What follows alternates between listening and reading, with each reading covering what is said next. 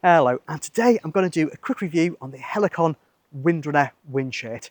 And while this doesn't give me the most protection out of all the jackets that I have, it does fill a unique gap that none of the others do. So it is an interesting proposition as a jacket. Now, the first thing is we've got to address the elephant in the room. It's called the Windrunner Windshirt, but it's kind of designed and it looks like a jacket. So I'm just going to call it a jacket, and then you're going to have to deal with it. Now, the first thing you notice about this jacket when you get it is just how light and thin it is, because this thing is incredibly lightweight.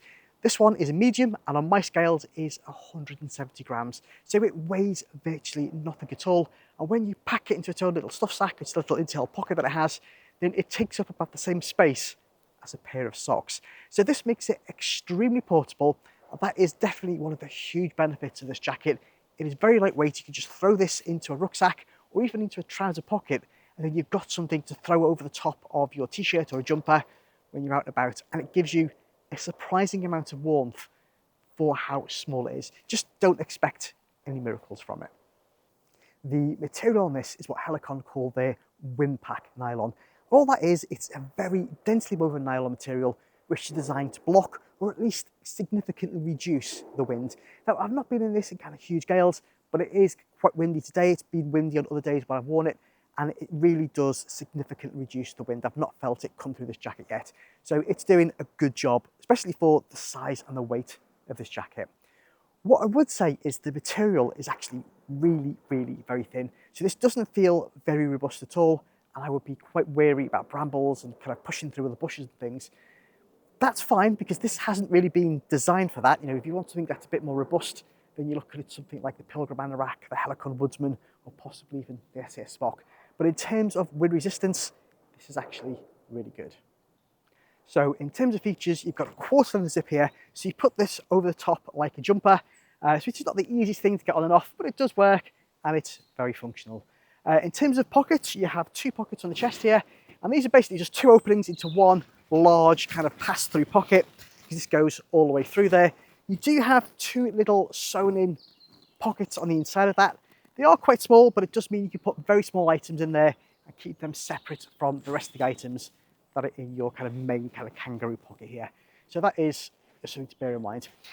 Behind the pockets, you've actually got this kind of mesh material, and that means when it is hot, you can open up the pockets here to dump excess heat.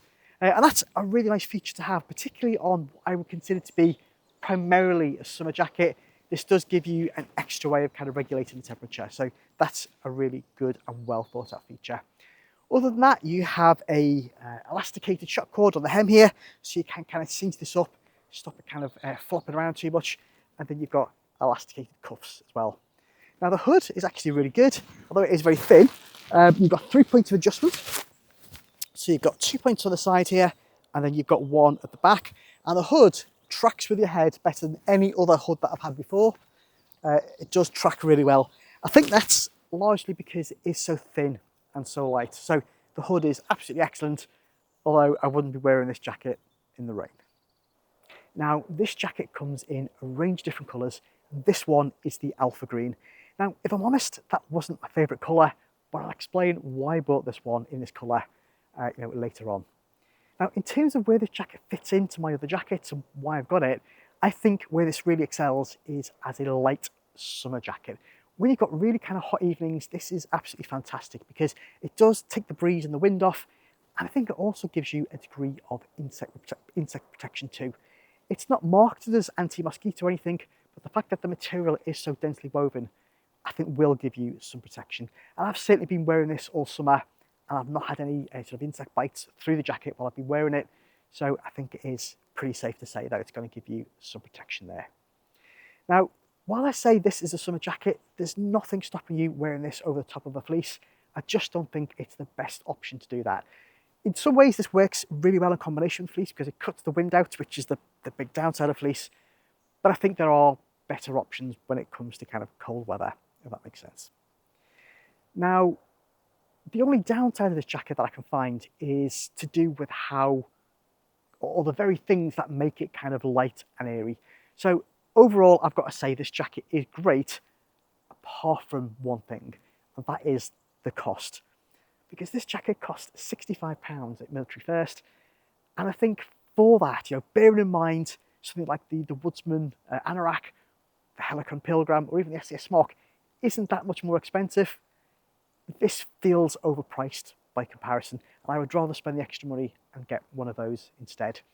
I think the reality is that there are a whole load of other shirts that you can buy for a fraction of that price that would do the same job. So for £65, I feel this is overpriced. And that's why I bought this one in Alpha Green, because they had a sale on this particular colour. I think I picked this one up for £34. And that, to me, feels like a much more realistic price for the material that you're getting, because you're actually paying for it to be so light and thin, which means you're paying for, well, it feels like you're paying for nothing at all, if that makes sense, because it is so airy. So thanks so much for watching. Hopefully I'll see you next time. And if you are looking for a lightweight summer jacket, and you don't mind paying over the odds for it, or you can wait for a sale, this isn't a bad shout.